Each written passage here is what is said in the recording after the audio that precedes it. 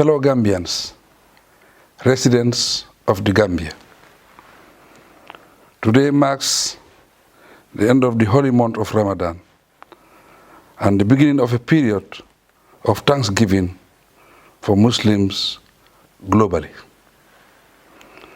Following the fulfillment of an important pillar of their religion, which is fasting during Ramadan. As we are in the mood to celebrate the feast of Eid al-Fitr, I thank and praise Allah, the Almighty, for granting us the gift of life and once again for the delight of witnessing this splendid occasion. Indeed, fasting is a significant exercise of faith that inculcates discipline in us and reminds us of how it feels to be deprived of food, water, and other essentials of life. It also teaches the values of generosity, humility, sharing with the less privileged, and strengthening bonds of family, friendship, and good neighborliness. Unfortunately, the coincidence of Ramadan with the coronavirus pandemic, which continues to disrupt and devastate lives and livelihoods, altered religious practice this year. It is regrettable that millions of people have contracted the virus and hundreds of thousands of lives have been lost already. This is one of the saddest periods in our history, as Muslims had to observe the holy month with restrictions that deprive them of the freedom to move freely or congregate in their places of worship, including the holy sites in Mecca and Medina. In this light, I register and re-echo special appreciation and recognition to our religious scholars and leaders for adhering to the regulations of the state of emergency and the measures adopted to protect all of us from the pandemic. It is obvious that protecting and saving lives is one of the key teachings of Islam. With mixed feelings, therefore, I congratulate all Muslims on the solemn occasion of Eid al-Fitr. Fellow Gambians, although the number of confirmed coronavirus cases is rising minimally in the country, we must continue to be vigilant. I am confident that our faith has strengthened us adequately to face the harsh realities of life, and that our inner strength has been fortified sufficiently for us to pursue our socio-economic development aspirations as a united people. I admit that the health challenges confronting us are enormous, but be rest assured that our health sector is on full alert to deal with any mass outbreak of COVID-19. It is evident that no matter what the scale of the pandemic turns out to be, it will adversely affect our lives and livelihoods.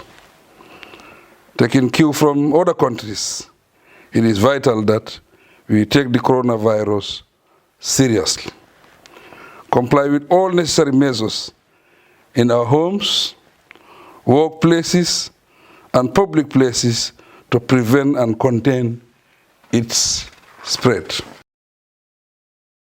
It is most encouraging that, despite the disruption in our daily routines, and in spite of our political and ideological differences, Gambians have demonstrated impressive resilience, benevolence, and compassion. This notwithstanding, my government takes full responsibility to address the COVID-19 pandemic. We will continuously review our policies to accommodate the realities of the times, while encouraging due accountability and transparency. At the regional level, we are working through ECOWAS to strengthen regional strategies to combat the virus. At the unprecedented virtual Heads of State and Government Summit held in April 2020, my brother and colleague, President Muhammadu Buhari of the Federal Republic of Nigeria, was selected as champion for the ECOWAS fight against COVID-19. This highlights the seriousness that the region attaches to protecting our people. Fellow citizens, residents of the Gambia, we cannot determine how long it will take to restore normalcy and carry on with our usual socio-economic and political engagements. Yet, we need to plan and prepare for life after COVID-19. This requires pulling together as a nation, staying focused, and recommitting ourselves to the principles of selfless service and good citizenship. We must be proactive, but realistic enough to squarely redefine our goals and devise appropriate strategies. Each country has now learned the lesson that in situations of global pandemics or calamities, attention must be focused on continual policy review, flexibility, and fiscal discipline. Most importantly, for both social and economic reasons, innovation and adaptation must be linked for the survival of the people.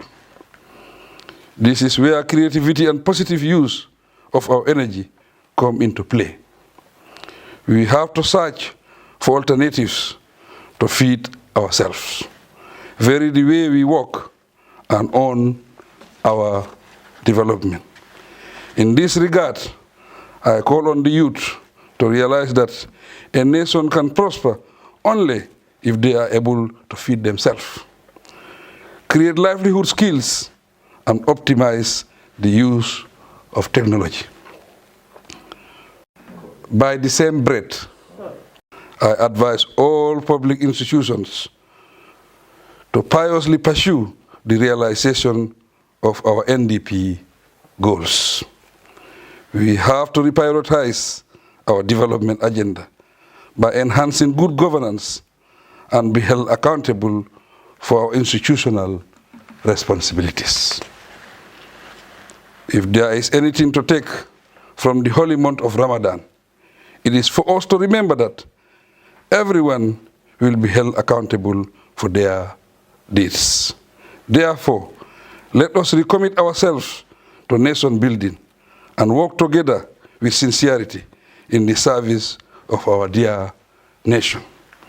I pray that all those infected with COVID-19 regain their health wherever they may be, and that the departed souls rest in eternal peace. May Allah also comfort their families and save us from such calamities. As we look forward to the rainy season, let us use the opportunity to actively engage in agriculture.